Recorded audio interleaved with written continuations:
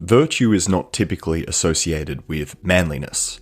When one hears the word virtue, they are more likely to think of Mother Teresa than Julius Caesar. But this has not always been the case. Indeed, in antiquity, manliness was thought to be the main, or only, virtue. In order to appreciate this point, we will turn to the work of Machiavelli. Machiavelli was born during the Italian Renaissance. The Renaissance sought to both revive and surpass classical antiquity. It inspired some of the greatest works of art known to mankind. But Machiavelli was not that impressed by the marvelous works of art created in his own lifetime and even in his own city of Florence. Indeed, Machiavelli was profoundly dissatisfied with the Renaissance he saw underway. At the beginning of the discourses, he complains that those of his time are content to honour antiquity by buying fragments of ancient statues for their homes and having them imitated.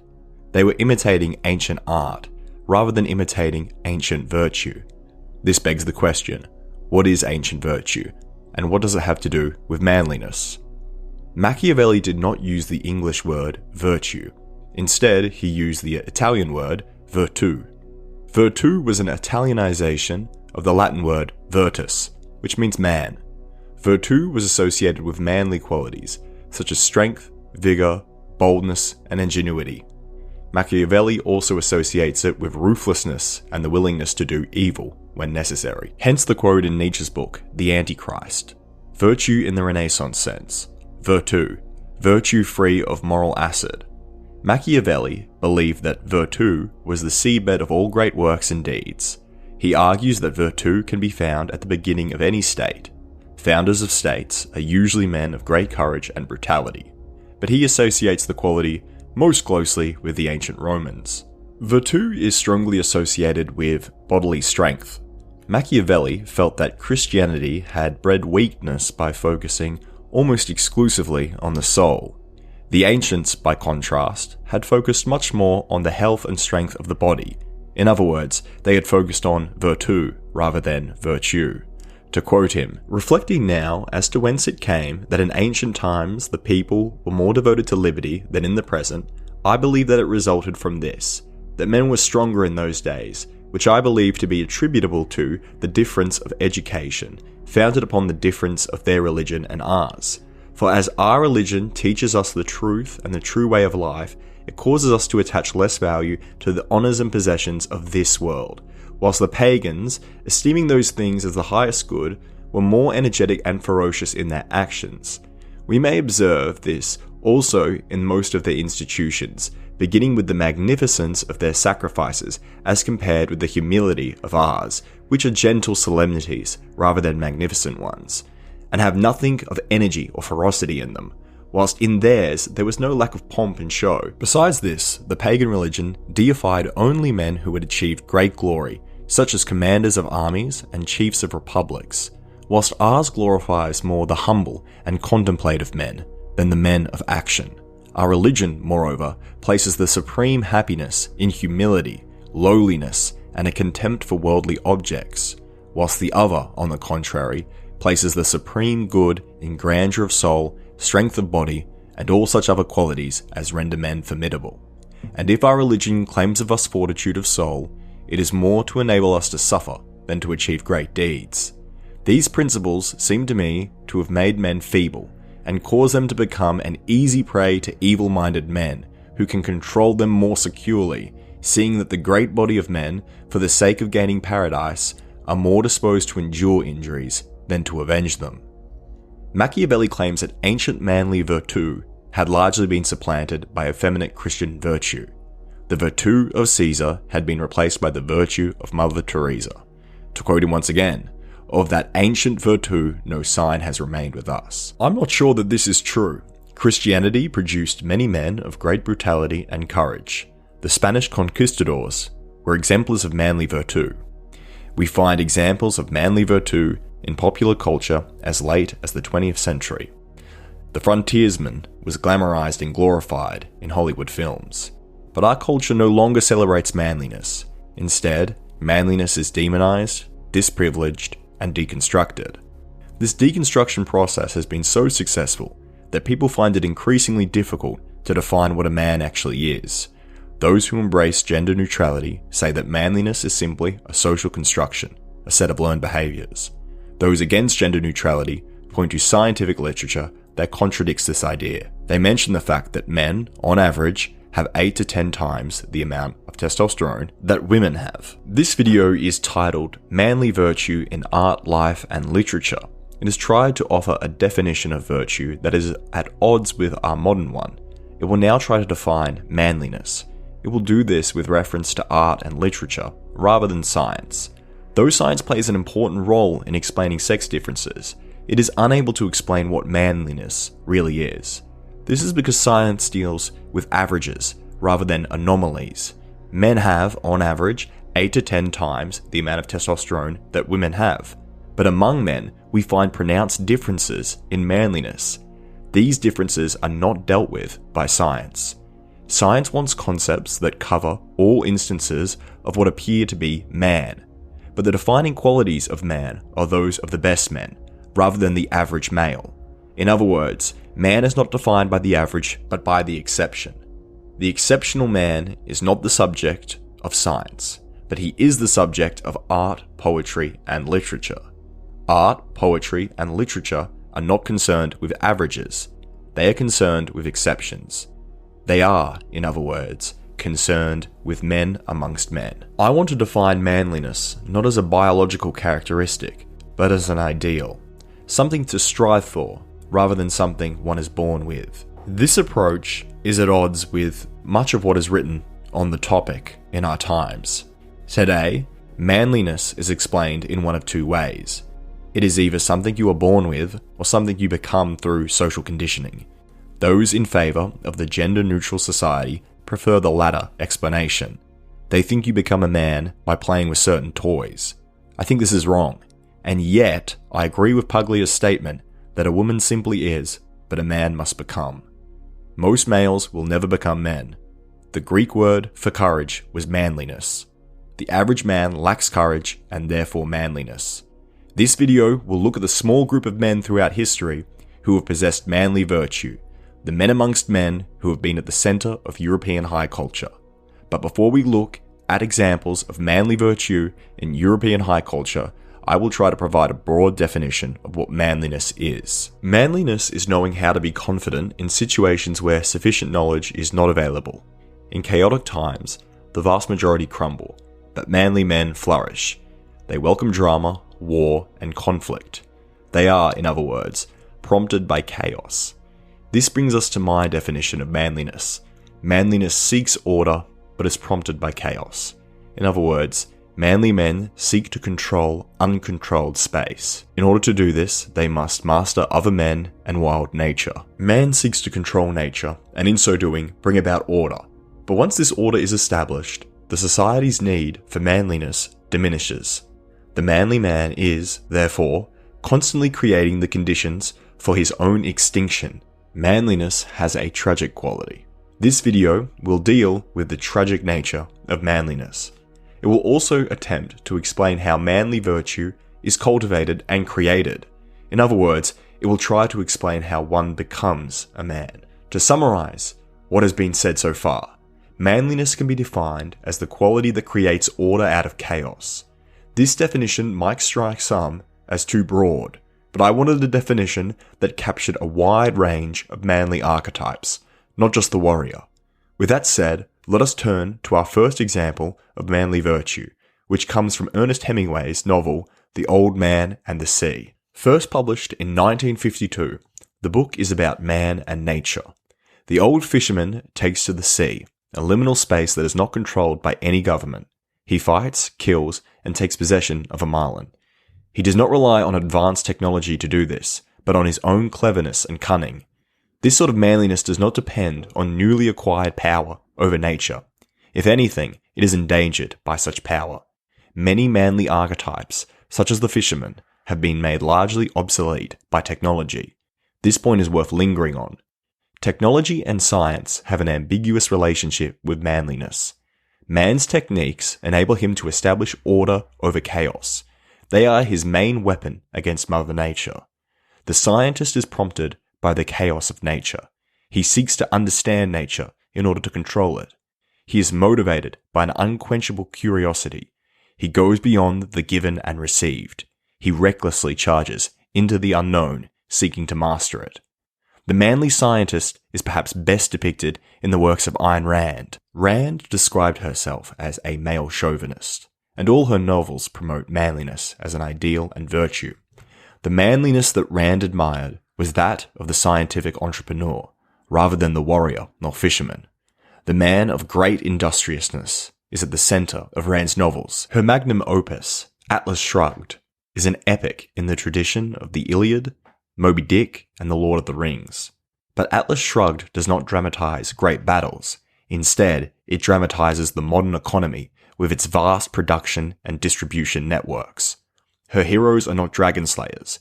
They are railroad executives, steel magnates, and theoretical physicists. They struggle against nature, their environment, and petty bureaucrats. Their manliness is diverted from war to commerce. Rand has a bourgeois conception of heroism. Throughout history, the bourgeois individual has been a subject of scorn amongst artists. They denounce his regularity and petty materialism. But I believe there is something truly heroic about the Randian hero, who masters his environment through innovation and industriousness. But what happens when these characters win their battle with nature? In other words, what happens when the scientific entrepreneur masters his environment? Herein lies science's ambiguous relationship with manliness. Scientific and technological advances are driven by manliness, but ultimately erode manliness. Scientific and technological pioneers, such as those depicted in Atlas Shrugged, bring about the conditions for the extinction of manliness. Advanced technology has made many once dangerous and manly professions, such as the fisherman, sailor, and even soldier, safe by eliminating the chaotic and dangerous elements of these jobs. The old man in Hemingway's novel does not rely on advanced technology to capture the fish. Instead, he challenges nature with only a few basic tools. He successfully captures the marlin, but in order to do this, he has to go out further than he has ever gone before. On the long journey back to the shore, sharks begin eating the marlin he worked so hard to capture. He tries to fight them off, but there are too many of them. The sharks represent nature, which he fights but does not conquer. Whenever nature is conquered, risk is eliminated. And whenever risk is eliminated, the need for manliness subsides. The old man does not conquer nature, but he is not defeated by nature either. He battles against nature until the end. To quote the book, "But man is not made for defeat. A man can be destroyed, but not defeated." Next, we turn to Achilles. On the surface, Achilles and the old man have nothing in common. Achilles is a warrior in the prime of his life. He frequently speaks with the gods. His great-grandfather was Zeus. The old man, by contrast, is not religious, nor does he contend with other men. The old man asserts himself against nature, whilst Achilles asserts himself against King Agamemnon. The conflict between Achilles and Agamemnon is ostensibly about a woman, but this is just the tip of the iceberg. The real conflict is about sovereignty. They are fighting to determine who rules. Agamemnon believes he has an ancestral right to rule, whilst Achilles believes his virtue gives him the right to rule. Agamemnon appeals to the scepter, Achilles to the spear. In other words, it is a contest between manly virtue and authority. Both Achilles and the old man assert themselves and try to prove a point. Achilles takes on authority, whilst the old man takes on nature. To quote the Harvard professor, Harvey C. Mansfield, "Manliness is steadfast. It is taking a stand, not surrendering, not allowing oneself to be determined by one's context." We can see these qualities in both the old man, Achilles, and the Randian hero. Before we move to the next example of manly virtue, I would like to say one more thing about Achilles. Achilles was, of course, the central subject of Homer's epic poem, the Iliad. The Iliad was perhaps the first great work of European literature. Homer sought to immortalize Achilles in this work, which brings us to the relationship between poets and manly virtue. For most of European history, the role of the poet, artist, and sculptor has been to immortalize manly virtue. As has already been said, manly men are drawn to drama. As a consequence, they've been at the center of our great dramas, poems, and art. Whether it be Rossini's overtures, Shakespeare's plays, or Donatello's sculptures. European high culture has centered around the adventures of manly men, such as Achilles. Compare this to the relationship that our literati have to manly men today. Instead of immortalizing them, they denigrate them. In so doing, they rob themselves of one of their main subjects. Our next example of manliness comes from life, rather than literature. Teddy Roosevelt was born in 1858. As a child, he suffered from poor health, debilitating asthma, and a weak constitution. As a consequence, he was often bullied. To quote his autobiography, "Having been a sickly boy with no natural bodily prowess, and having lived much at home, I was at first quite unable to hold my own when thrown into contact with other boys of rougher antecedents. I was nervous and timid, yet from the reading of the people I admired, ranging from the soldiers of Valley Forge and Morgan's Riflemen to the heroes of my favourite stories, and from hearing of the feats performed by my southern forefathers and kinsfolk, and from knowing my father, I felt a great admiration for men who were fearless and who could hold their own in the world, and I had a great desire to be like them. Until I was nearly 14, I let this desire take no more definite shape than daydreams. Then an incident happened that did me real good. Having an attack of asthma, I was sent off by myself to Moosehead Lake. On the stagecoach ride thither, I encountered a couple of other boys who were about my own age, but very much more competent and also much more mischievous. I have no doubt they were good-hearted boys, but they were boys. They found that I was a foreordained and predestined victim, and industriously proceeded to make life miserable for me. The worst feature was that when I finally tried to fight them, I discovered that either one singly could not only handle me with easy contempt, but handle me so as not to hurt me much, and yet to prevent my doing any damage whatever in return. This event inspired Roosevelt to take up boxing.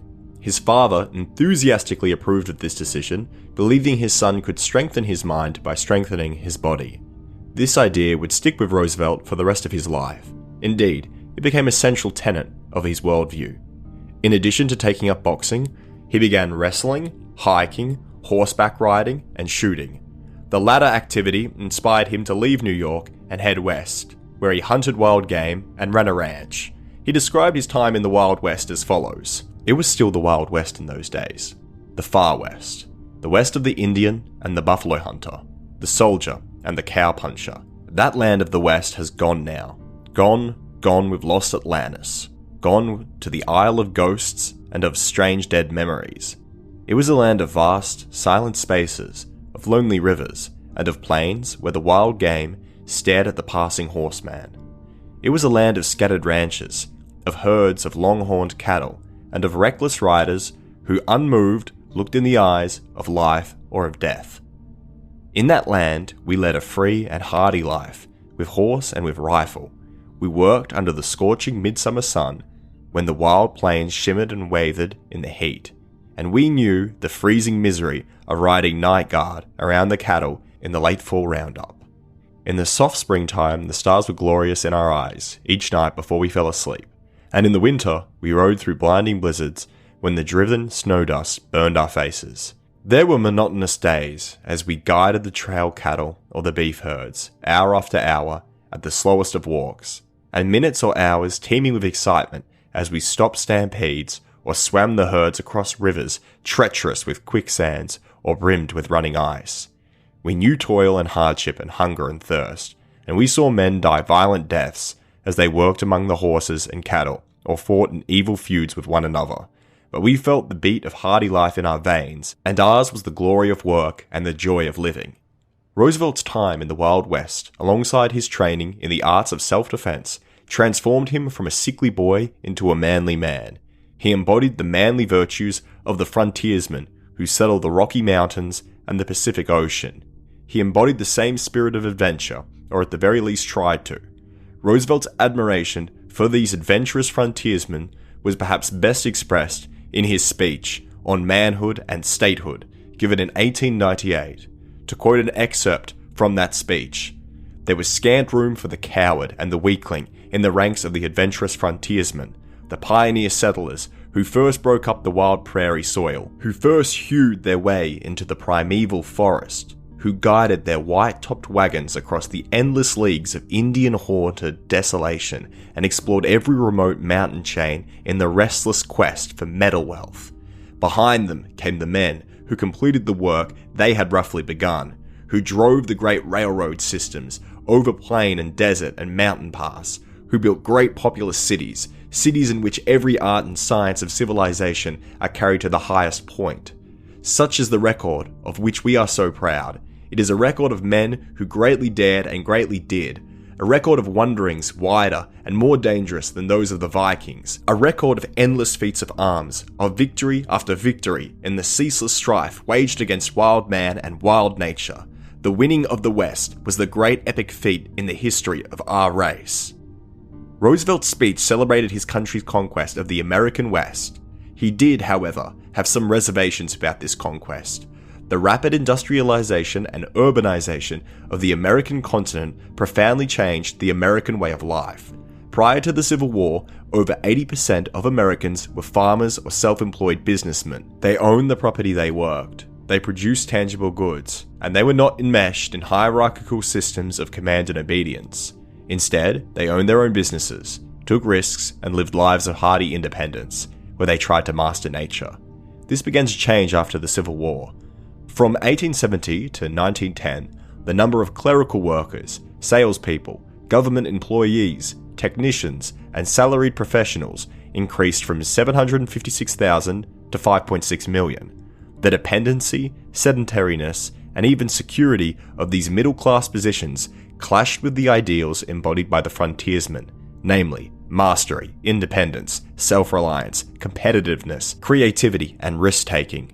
Roosevelt worried that the rapid industrialization and urbanization of the American continent would breed a luxury-loving people who prized ease more than hard effort.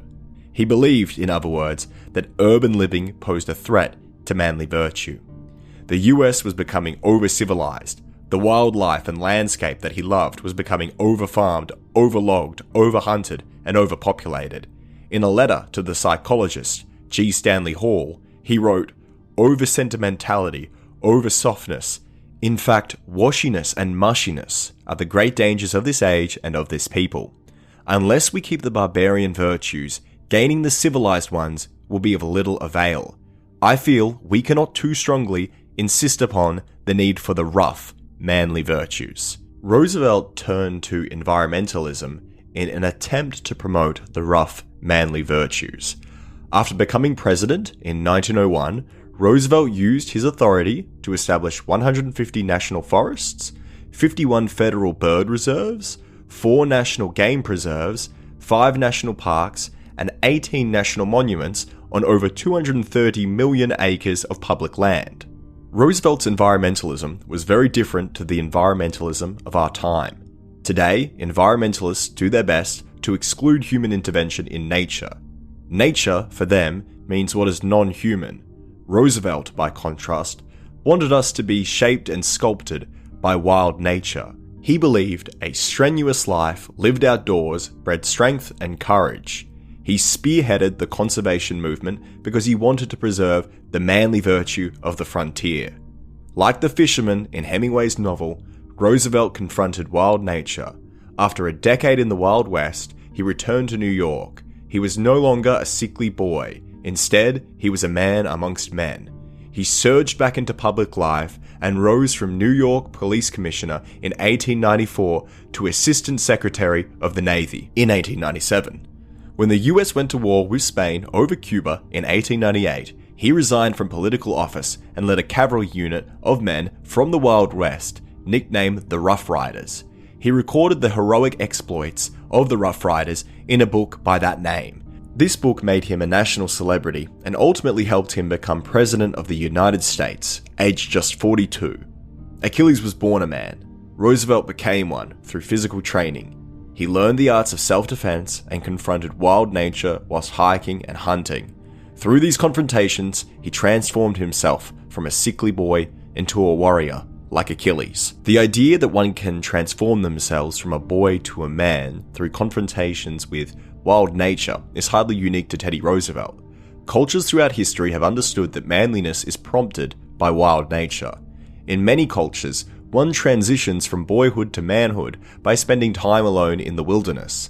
Among the Australian Aborigines, for example, males between the ages of 10 to 16 go and live in the wilderness for a period as long as 6 months to make the spiritual transition into manhood. In Indo-European cultures, young men, typically between the ages of 12 and 19, used to join brotherhoods. These brotherhoods lived as landless warriors in the wild for a number of years. In the wild, the boys would identify and behave like wolves. They would steal, hunt, and pillage enemy settlements. Time in the brotherhood was perceived as a transitional stage between boyhood and manhood. More recently, we have the example of the Scouting movement. The leaders of the Scouting movement believe that America's transition to a highly urbanized and industrialized republic threatened the development of manliness among boys. They believed that Scouting could serve as a prompt for manliness. The Boy Scouts provided an environment in which boys could become men. This begs the question, why does wild nature prompt manliness? To answer this question, we will turn to Bap's book, Bronze Age Mindset. Own space is perhaps the most important concept in Bronze Age mindset. Bap argues that life, at its most basic, is a struggle for space. To quote him at length, "A healthy animal, not under distress, not maimed, not trapped by men, seeks first, when young, space. Animals seek space in physical sense, territory. But this meaning isn't crudely physical. I give this as a vivid image, which is true for many animals that seek ownership of concrete territory. But more generally, you must take it to mean something else, space to develop inborn powers. Monkey that lives in trees seeks skills to master canopy. Beaver seeks ownership of river and banks and reeds in its grasp. Many big cat, of course, seek mastership of actual territory and claims to prey and mates in this territory. Big feline, hunting dogs, seek full use of claws, fangs, development of smell and other senses to extend their reach over space. They seek these things because they want to master matter. All of this is higher organism organizing itself to master matter in surrounding space. Earlier on, I defined manliness as something that seeks order, but is prompted by chaos. I could have just as easily defined manliness as the quality that seeks mastery over matter. It is the quality that seeks to control, own, and dominate space.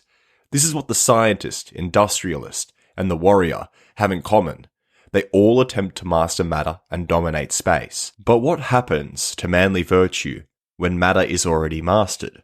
What happens to manly virtue when space is controlled and owned? In order to answer this question, Bap once again turns to zoology. Chimp in state of nature never jerks off, but in captivity he does. What does this mean? In state of nature he's too busy, to put plainly.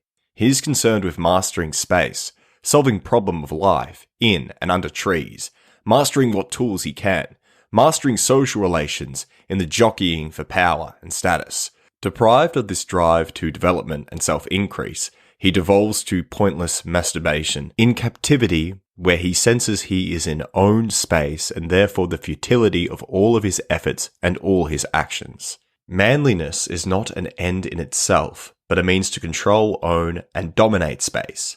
This is why manliness always appears in liminal spaces, such as the Wild West. When space is already controlled and owned, as in a zoo, manliness becomes futile. Life in the West increasingly resembles a zoo, and Western man increasingly resembles a zoo animal. Through his imperialism, innovation, and industry, Western man has conquered nature and brought civilization to every frontier.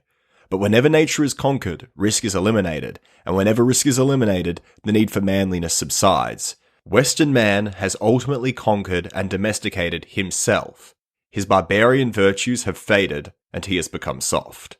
In Bronze Age mindset, there is an aphorism that deals with the extinction of civilizations. Bap wonders if the process is random, or if it is something inherent to civilization as such, some circumstance or behavior that leads to virulent disease. He thinks the most common explanation for the extinction of civilizations has been brotherhoods of savage men. To quote the aphorism, "I think the end in previous cycles has varied, but the most interesting cause has been the emergence of brotherhoods of savage men who have decided to purify the earth and rid it of the infestation of the human cockroach. Because unfortunately, in the long run, the development of civilization and comfort leads to the proliferation of damaged life. The innovation of mankind leads to unspeakable abortions of life, and men on the periphery who want to preserve the natural order begin to plot the end of everything. This brings us to the tragic quality of manliness. Founders of states are men of great courage and brutality. They conquer their enemies, break up the wild prairie, hew their way into the primeval forest, and build populous cities. In short, they create civilization. Civilization, in turn, breeds soft and comfortable people.